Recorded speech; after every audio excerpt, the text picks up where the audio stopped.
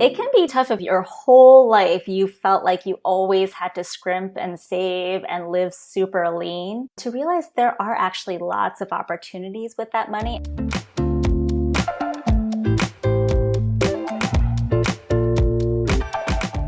Welcome to the Veterinary Financial Podcast, where we discuss financial freedom and whole life success. I'm Meredith Jones, an emergency vet in Virginia. And I'm Willie Bidot, a lab animal specialist in California. We are excited to announce that registration is open for the Veterinary Financial Summit, which will be held virtually October 22nd and 23rd of 2022. Go to vetfinancialsummit.com to learn more. Our guest today is Grace Kim. She's a veterinarian, a financial coach, and the founder of Richer Life DVM. Grace, welcome to the show.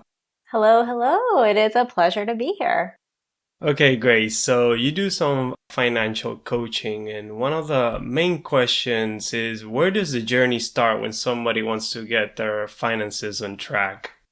Yeah, so when someone wants to get their finances on track, it's so interesting because everyone's coming from different angles. Usually, at least in my case, a lot of them are coming in because they are having student loan debt questions that are coming up, or maybe they want to save more money, or they want to pay down other types of debt. And I feel like what's most important is just getting more clear about why it is you want to get your finances on track. Because I feel like the whole topic can be very overwhelming and people don't know exactly where to start. And for me, a good place to start is number one, figure out exactly what it is you're trying to aim for. And then after that is, okay, let's start getting a little bit more organized with your finances. Yeah, it seems like the student debt thing is one that triggers everybody's mind. Yes. Yeah, it's a big topic and it can get, unfortunately, really complicated, which is why I feel like a lot of people, they tend to put it off until they absolutely need to deal with it. And so, yeah, that's something that I just strongly encourage people, even if finances or money is not a comfortable topic for you, the earlier you seek out information and do a little bit of research. There's so many people out there, people, organizations, groups that are there to help you. So to really utilize those resources. So one of the first steps when you're wanting to get your money under control typically is just figuring out where your money is actually going. And so What do you call that? Do you like to call it a budget or do you like to call it something else? And why is it important? Yeah, so budget, I use it because that's the word most people are familiar with. But I do like thinking of it more as your cash flow plan or spending plan, because that's essentially what you want to do with it. Rather than thinking about you have to fit within a budget, it's more about what you want to do with your money. So what you're planning on doing with your money. So I like to approach it more from that perspective. But yeah, that word budget, it does tend to, again, it's one of those words where people hear it and then they tend to tune you out because they don't really like doing it. But it can take on a lot of different forms too. And that's the other thing I always like to stress is budgeting does not look the same from person to person. Even within a household, it's not going to look the same from person to person. So you really do have to find a method that works for you. Yeah. So talking about the method, one of the questions that I had was, what is the best way to get started with budgeting and what application do you recommend, or Excel or whatever you use for budgeting? Sure. Yes. So with budgeting, there's not one right way to do it. The best way to do it is the way that you're actually going to stick with it.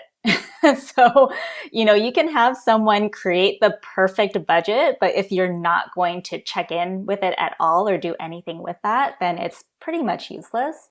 So I do like using some form of zero-based budgeting. So for people who aren't familiar with zero-based budgeting, it's essentially whatever money that's coming in, so literally like the money that's coming into your checking account, you allocate those dollars.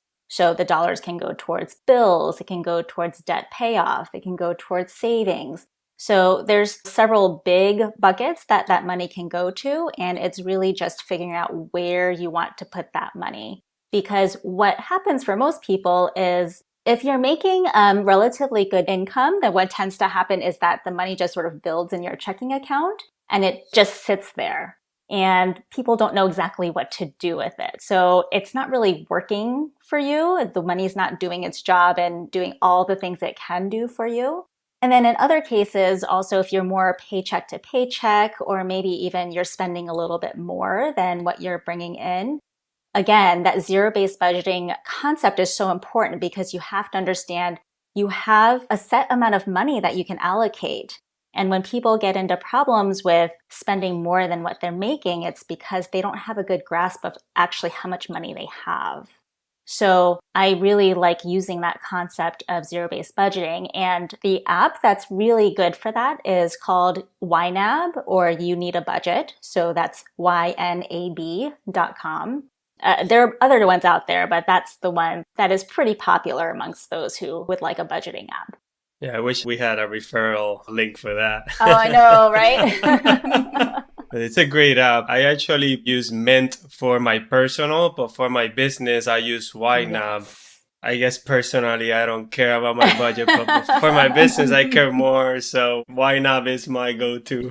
Well, what I think is interesting too, because actually I do the same thing. So for my business, I use YNAB. And I think it's because we started our budgeting before YNAB even existed. So it's sort of like we already found our own way of doing it, and it would be kind of tough to switch it over. But if you're starting from scratch, I think YNAB is a great first step.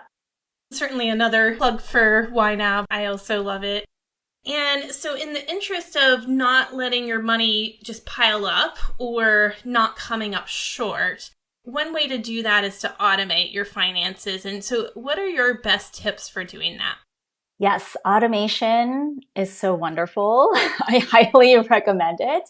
And again, it comes back to that awareness of what's going on with your money. So one really good first step is, number one, listing out what your expenses are, your regular fixed monthly expenses, because those are going to be the easiest things to automate. So list them out. If you need to do it on just a piece of paper, that's fine. If you want to do it on a spreadsheet, it's fine. But regardless, you just have to list them out. So many people don't go through this step, and that's why they don't really know what's going on with their money. They've never done the exercise of what are my monthly expenses. So go through that first. And then from there, you can just automate what you can. You can set it up through your bank. So you can do like a bill pay through your bank. You can have it just like a direct debit from your checking account by filling out an ACH form. You can automate it and put it on your credit card as just a recurring transaction or recurring payment. So there are different ways to do it, but just line by line, go through and figure out which ones you can easily automate. And for most monthly expenses, there is a pretty easy way that you can automate those. Automizing everything is so important. Even you mentioned, credit card. It's like, yeah, you can pay those bills with your credit card, but make sure you're paying your credit card at the end of the month as well. Yeah, thank you for bringing that up too. Yes, that is so important. Also, credit cards, I know people can feel strongly one way or the other towards credit cards. As you can probably tell, I am not anti-credit card. I use credit cards all the time myself. But yes, in order to use credit cards, you have to be a good credit card user, meaning you are paying your balance in full every month. And that's actually a really good reminder that automating, as nice as it is, as a set it and forget it sort of method, you definitely want to set it, but don't forget it. So you do want to check in on a regular basis. What I'm thinking of mostly are things like subscriptions or memberships where it's easy to join and just sign up for something.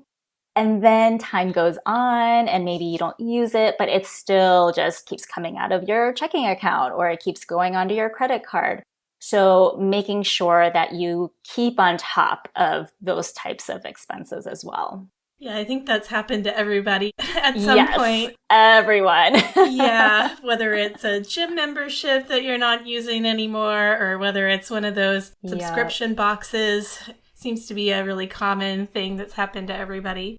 It happened with my phone bill. So you know how when you check your phone bill, they have all those little surcharges in there. And I don't even know how long this was happening for, but it was some sort of insurance, like an extra insurance, which we didn't need. And sure, it's like maybe a $2.99 or $3.99 per month, but this probably went on for like several years before I caught it, because I think most people, I'm probably not the only one, you don't look at the itemization on your phone bill and see where all of those little surcharges are. So make sure you check things like that as well. I think I know what company you're talking about. Because that happened to me too. Just my wife and I had $2.99 charge every month, and I'm like, I don't need no insurance. Like, I've never damaged any phone since the past, 10 years or so. I know. It's so sneaky. They just put it in there. Yeah. So, talking about my wife, one thing is, how do you involve your partner in budgeting or the overall financial plan? Yeah, it's such an interesting dynamic that I find with couples, because typically you will have one partner that's more into the finances than the other. Other possible pairings are you have two people that are really into it together. And then you also have the other end of the spectrum where nobody's paying attention at all. But I would say for a lot of couples, it's one partner tends to be more in charge of the money than the other.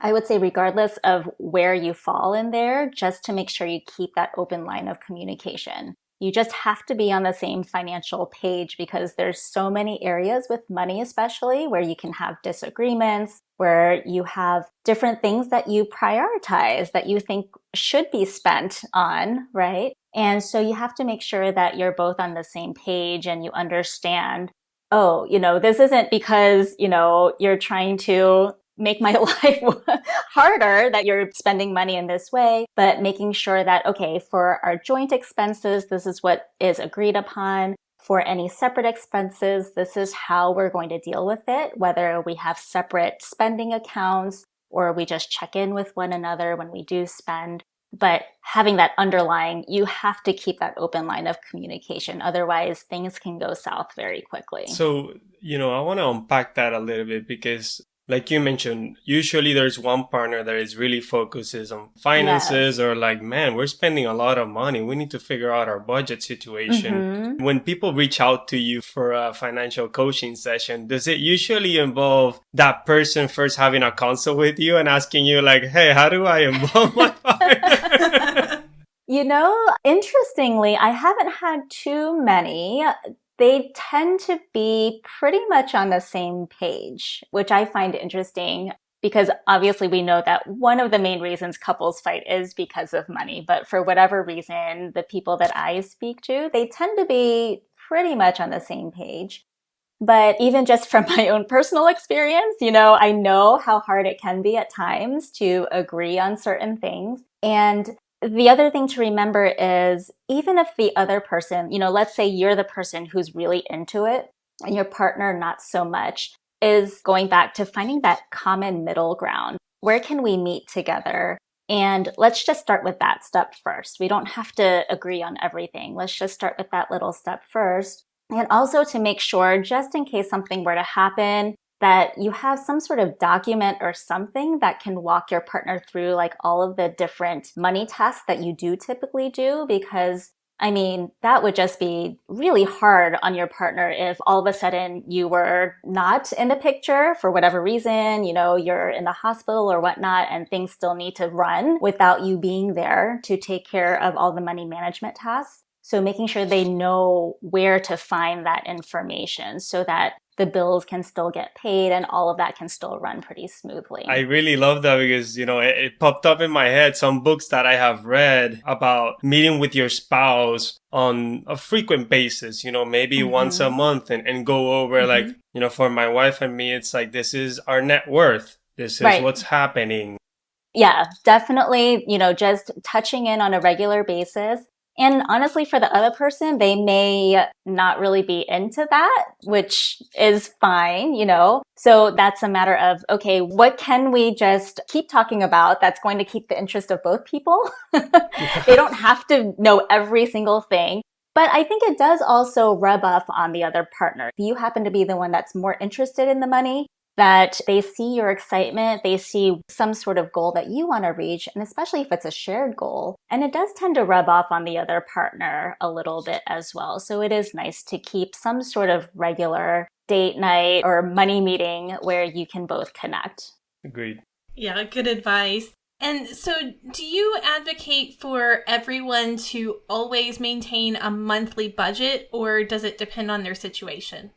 I'm all about it depends on your situation because money is not one size fits all. It really isn't. Just everyone does it so differently. My only request for people is that you do at least check in on a monthly basis. Like check your checking account, check your credit cards, your savings. Just make sure there isn't anything really wonky or weird that's going on there. There's all these, opportunities for fraud to happen. So you want to make sure that you catch those things sooner rather than later.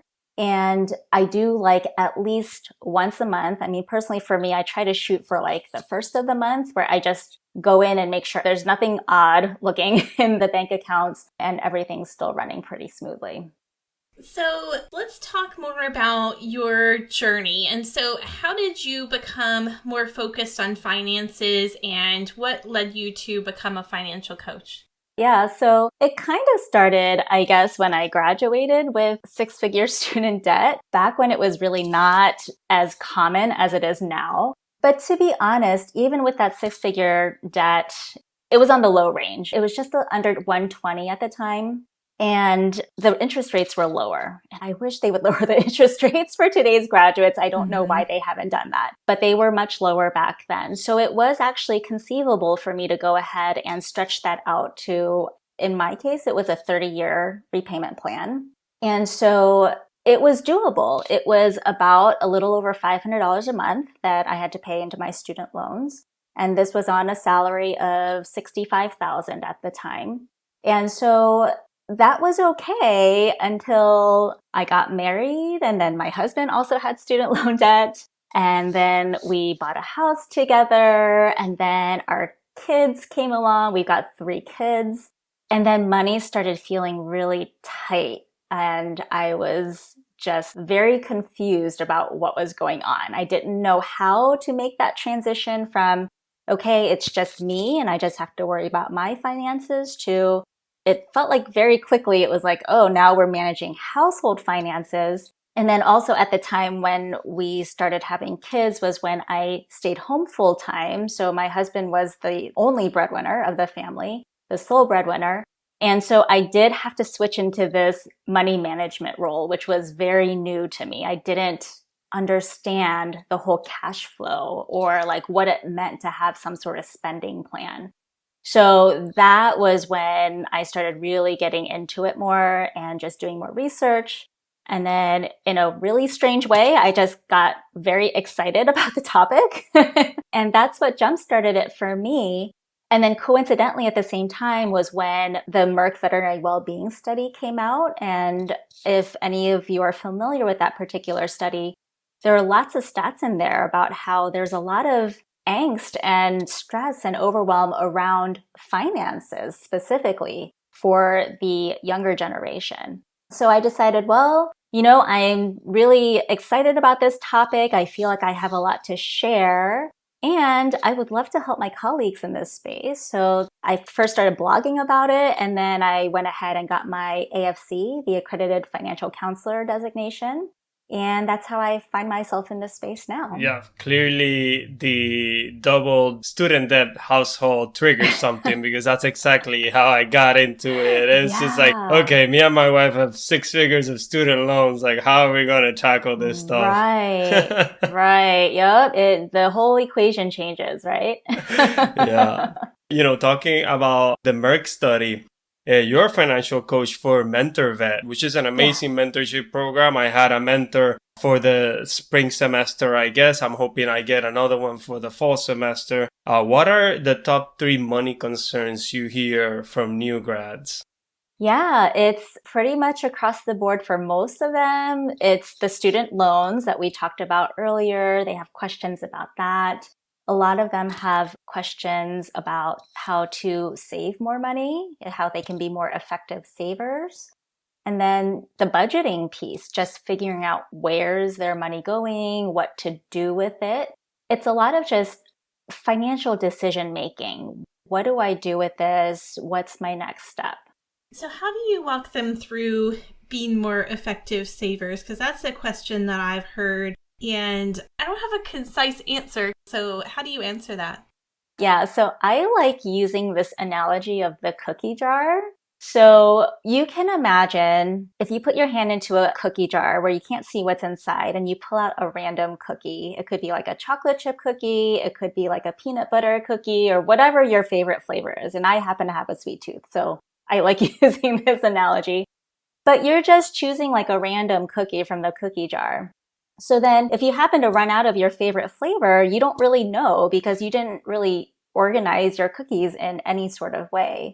So I like having the idea of having your savings buckets for different things. So now instead of one big cookie jar that has all the cookies mixed up in it, you have the one that's just for your chocolate chip cookies and one that's just for your macadamia nut. So if we were to replace the cookies with, okay, this is my emergency fund. I only touch this when these certain things happen. This is just for the down payment on the house. This is just for when the car needs to go in for repair. I'm going to take it out of this bucket. So just getting more clear about what it is you're trying to save for, because that actually is a common question. Besides, the obvious of, oh, I need to save for retirement. The thought of saving anything outside of that gets a little bit murky sometimes. So we have to hone in on what exactly for your life stage and where you are right now. What is it specifically that you want to be saving for? All right. Well, that's a good answer. And so talking about life stages, so you talked about the top 3 money concerns that you hear from newer grads. What about more seasoned vets? Yeah, that's a great question. And I think this is a common misconception is, oh, once my student loans are gone, then like life is going to be grand and amazing. And don't get me wrong, it can be, but usually there's other stuff coming up. I mean, maybe you have a partner or you're starting a family or you're buying a house or maybe you want to invest in real estate, so you're trying to, put more money towards that. Perhaps you have like aging family members that you need to help out as well. There is always a use for your money, always. So it's going to always be things that you want to do and things that you don't want to do, like replacing the roof on your house. So there's always going to be a job for your money, and the same basic principles apply whether you are a new grad that is deeply in debt versus you're 15, 20 years out and you have a comfortable nest egg. There will always be something that your money needs to be doing for you. So you always have to just check back in with yourself.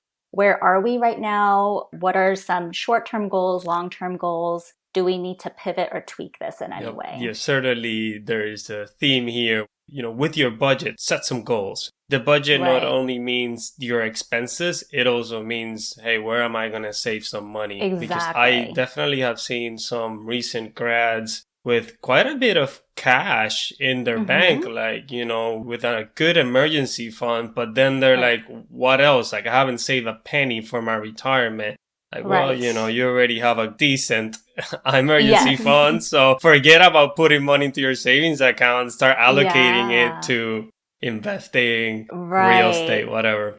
Right. And, for those grads who actually graduated without student loan debt, which they're out there. I know a lot of people seem to think everyone graduates with a ton of student debt, but I've met with a fair number who graduated with no debt at all. So they go from this really weird transition of, okay, I live like a student. I mean, even if they didn't take out debt, they still had to live pretty lean to, oh, now I'm making good income. And like, I'm not even trying to save more money, but it's just sort of building up in my checking account. What do I do? And the whole scarcity versus abundance mentality can be a difficult transition to make. Even if someone tells you, hey, you can take a chunk of this and put it towards here. Actually, going through that step can be hard because it feels so safe to have that cash sitting there. Yeah, absolutely. And I've seen the same thing with some career transitions also. So if someone goes from a low cost of living area and they're a GP, and then they move to a high cost of living area and they're doing ER work, all of a sudden, I mean, that can be a huge income boost. And then they've been used to living the way that they're living, even if it's higher cost of living. And then they're like, well, I've got $90,000 and I don't know what to do with it. And so it's a good problem to have though, right? It is. It is. And from there, it does make you really think about, okay, what's important to me? What do I want to do with this abundance of money that I happen to have right now? And yeah, it's a problem that a lot of people don't think about when they get to that stage of like, oh, I have this problem of maybe having a little bit too much. But it can be tough if your whole life you felt like you always had to scrimp and save and live super lean, to realize there are actually lots of opportunities with that money. And it doesn't mean spending it all. It doesn't mean it has to always be, material things. It can be maybe you want to donate more to some charities or organizations that you feel strongly, or nonprofits. So lots of opportunities outside of just, oh, well, I guess I'll spend this on something I don't actually really want just because I'm trying to get rid of it.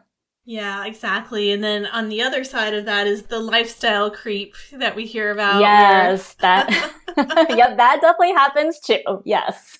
And so lifestyle creep, when I'm talking about that, I'm talking about folks who are making perhaps more money than they used to, and they just say, okay, well, what can I upgrade in my house? Or what can I upgrade with my hobbies? That sort of thing. So if you've ever had that thought, that's what lifestyle creep is. Exactly. And I don't know from your personal experiences, but from mine, it is crazy easy to fall into that lifestyle creep, lifestyle inflation without really thinking about it. It just comes very naturally with, well, we have a little extra, so we can put it towards X, Y, or Z. It can happen pretty quickly. Yep. Yeah, my classic example, really is a car. Yeah. I've seen people with $1,000 monthly payment, and I'm like, that's very detrimental. That is really, and again, I don't like to judge, but, maybe could you have downsized that car or something like that? The car is usually the first, right? Yeah, the car. And then, feeling like, oh, well, this is because I use it every day. It's totally fine. But then you don't remember, oh, well, there's the gas that we need for this car, especially if it's a luxury brand, you need the premium gas, the insurance, the maintenance, like all of those things can really jack up the price of your transportation. That's correct. So one quote that I really like that you said is, what is important to you? And hence, for me, I'm thinking, what do I want to save money for? So What is the money saving hack that you have come across recently? Yeah, a money saving hack. I will be totally honest. I don't seek out money saving hacks anymore. I'm at a stage in my life where spending a little bit more for convenience makes sense because I am quite busy right now. But if you're younger and you have a little extra time and you don't feel so time crunched, don't go to the convenience right yet. But I will say something that I think I shared on social media not too long ago was we installed a rain sensor for our sprinkler system. So I live in Omaha, so in the Midwest, we get the extremes of all the seasons. In the summer, we get the really, really hot, humid weather here as well. And it's really cool because it's just this little sensor that gets installed, extends off of our gutter, and it catches the rain that comes down. And when it senses the rain going up to a certain amount, then it shuts off the automatic sprinkler system. So it's really cool because then I don't have to think about, oh, I need to shut the sprinklers off, because that's like kind of a pet peeve of mine is if I see there's like a downpour happening as I'm driving through and then I see a bunch of sprinklers that are still shooting water out, I'm like, no, wasting water. For me, it's more about the wasting water than wasting money, but they both are, sort of one and the same in this case. And that's a really cool little hack is you can just install that and save on your water, save some money in the process. Yeah, I saw that in I saw that in her newsletter. I love that example. I love it because I live in California and it's the complete opposite. Right now, my grass is dying, and the gardener every Oh, Thursday, hey, you gotta increase the time of your sprinklers. I'm like, no. but it's Oh already at no. 9 minutes every night, and the city says to not do it more than 6 That's minutes. right. That's true. Isn't that so fun? Yeah, it totally depends which part of the country you're in. And there are, yeah, big water restrictions in Yeah. California. I know. Like, can we just share? Ship some of our water over to you guys? I wish. I wish. Yeah, that would be great if we could do that. So, what are some common financial mistakes that you see veterinarians making? I see a lot of avoidance. Just flat out, like, this is too much for me to handle thinking about. I'm just not going to think about it because, at least for now, like, bills are getting paid and I'm able to do most of the things I want to do. And so, my biggest response to that is, hey, let's just get started early, because the more you delay this, the harder it's going to be when you do try to, either get your finances in order or you realize you have to make some major changes to the way you're spending money. It's just so much easier to hit that earlier rather than later. And so just getting started, it just has to take one little step. It doesn't have to be a huge step. But I do see that a lot. It's just sort of this avoidance, like maybe if I don't look at it, it'll just go away. It's like, well, money is one of those things that's going to stick with you, whether you like it or not, for the rest of your life. So the earlier you can get your spending plan in place and you have some sort of system of managing your money, I promise it gets easier. It just becomes second nature and it doesn't have to take up all this mental space. Yeah, and so when you say that, what I think about is the level of burnout in our profession, and that just Yeah. makes me think, well, is that a contributor, do you think, to people avoiding dealing with their finances? I think in the veterinary profession specifically, yes, I think burnout and just in general, feeling like you just don't have the energy to do much of anything, even with your mental health, your physical health, of course. It would be great to get 8 to 9 hours of sleep every night and exercise 5 times a week, et cetera, et cetera. But I think what's interesting about veterinary medicine specifically is that I feel like we are probably one of the only health professions where we're constantly having to battle with what can our clients afford. Whereas, our human counterparts, they have the insurance companies that are sort of the middlemen, so they don't have to directly deal with payments and such. So I feel like that actually rubs off on a lot of veterinary professionals and feeling like, well, every day we're having to go through estimates and we're having to tweak our diagnostics, our treatments to fit into what our clients can afford. So it's sort of this overall scarcity mentality at work when it comes to money. So I think that can definitely impact how, at the end of the day, then, if you're dealing with that all day long, why would you want to go home and start working on your finances? It's not something you want to jump into, right? And so I think if we're just aware of, okay, our clients have their own sort of budgets they're working with, and they may have some struggles and difficulties, how can we sort of turn that around? And if we can feel more confident about the way we handle our money and sort of realizing, hey, this is important to me. Maybe I'll put in X amount of dollars per month to cover this important thing that I have in my budget. We can even educate our clients as well and say, hey, maybe here's an idea of, you can set up like a little savings account for Fluffy, or, just to help them see it a little bit differently.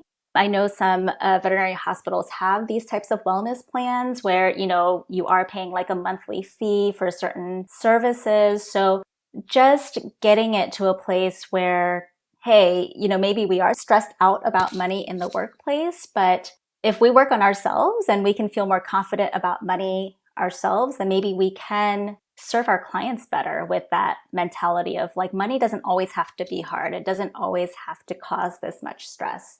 So hopefully, that's sort of my pipe dream, is like we can we can also run our businesses and our practices in a way that doesn't make it such a hard topic to broach with our clients.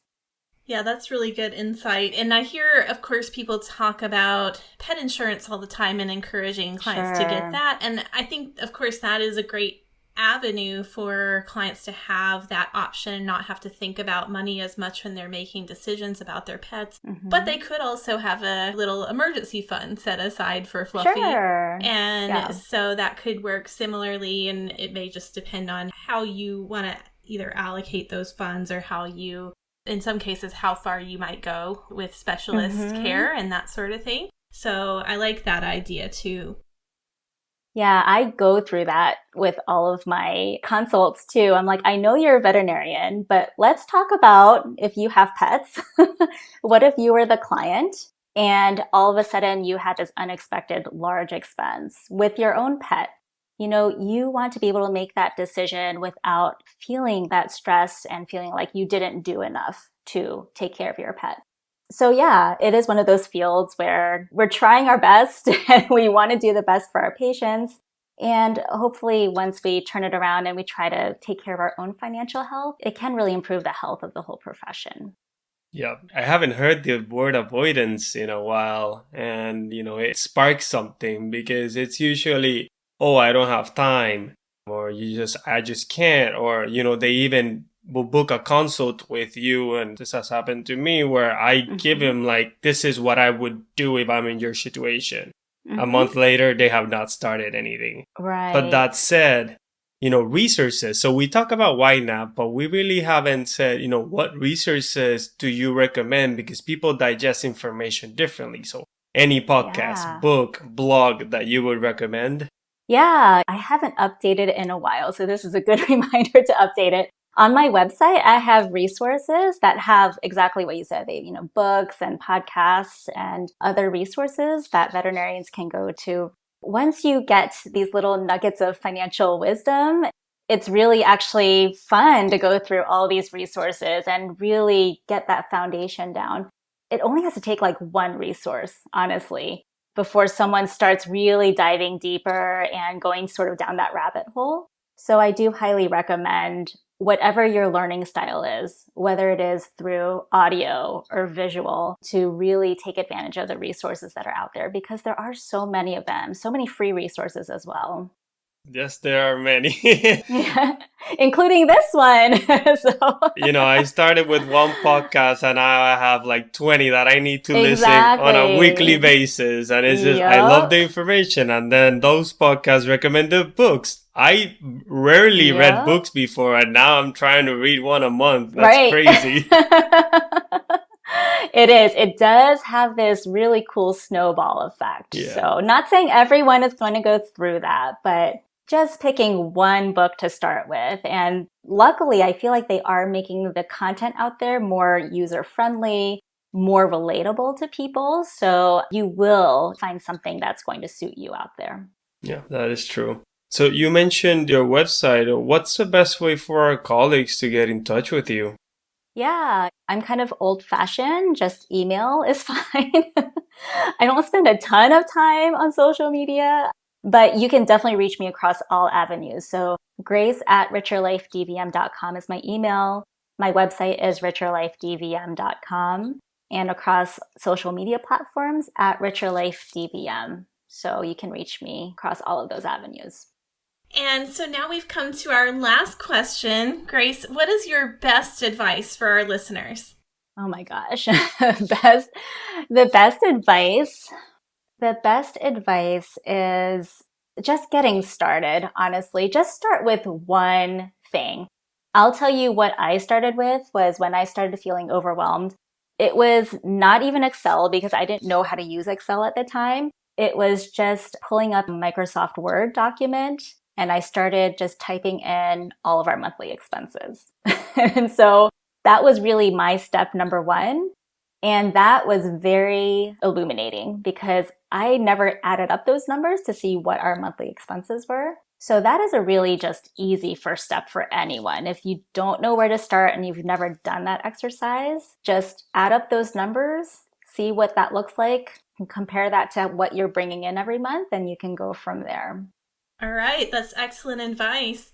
So, Grace, thank you so much for nerding out with us today about budgeting and money.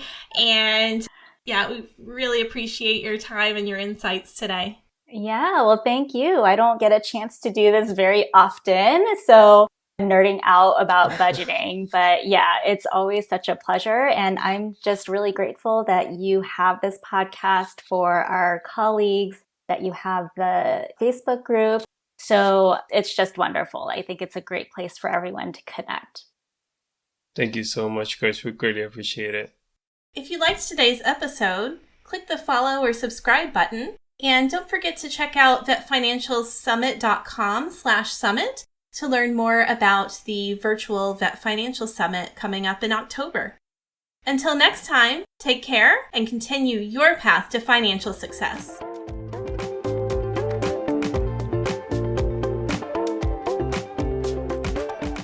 The information provided in this podcast is for informational purposes only. It should not be considered legal or financial advice. Consult with a legal or financial professional before making any investment decisions.